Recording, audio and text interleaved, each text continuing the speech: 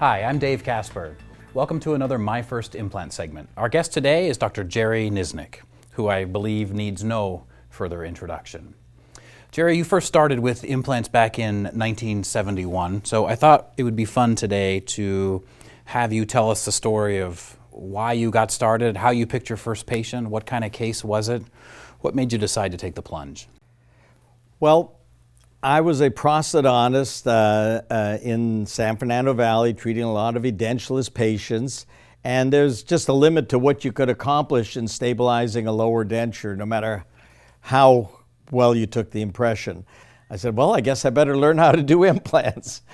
So I started taking courses. I went about every other year to New York and spent a week in Dr. Linkau's office, joined the American Academy of Implant Dentistry, and started doing blade implants and subperiosteal implants. My first blade case was very adventurous. It was a totally dentulous case, and I was going to put 4 blades in and seat a temporary restoration on it. I'd watched Linkau do this.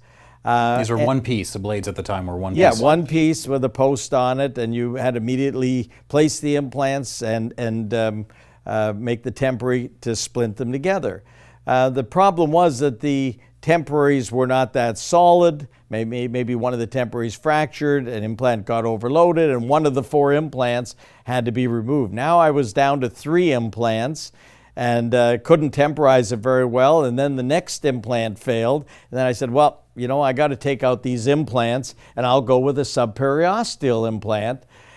Taking out one of those implants, it had osseointegrated. I had to block section to get that implant out. I learned about osseointegration back in 1972 or 3. By default. By default, yes.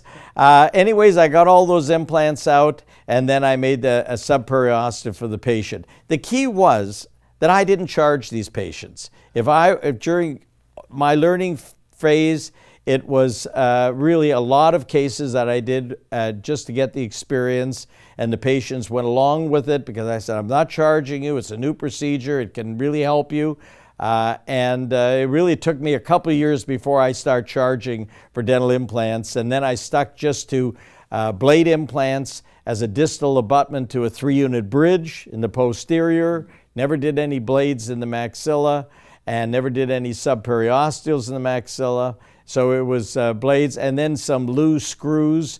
And what was kind of interesting is that I was ready to give up implants. By 1978, my wife says, just go to one more meeting. You never know what you'll find. And what was interesting is that Stern Gold was selling the Zest anchors at that time.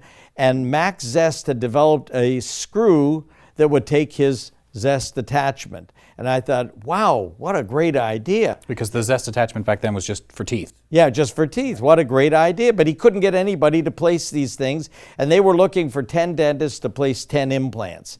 I got back to California, I called Max Zest, I said, look, you don't need 10 dentists placing 10 implants, you need me placing 100 implants. And I had the patience that I could do it. This is like on a Monday. Tuesday, I said, come up here Friday. Bring the implants and the attachments. He drove up on Friday. I had 3 patients lined up, and I placed implants, his solid screw with the Zest attachment in the anterior, and placed a number of those over the next year and really learned how to get the implant to attach firmly to bone by not overheating the bone, by burying them. And that really led me into the Corvent system. But I got my start from a lot of dentists that were very helpful to me in the beginning. Thanks for sharing your story. Very interesting.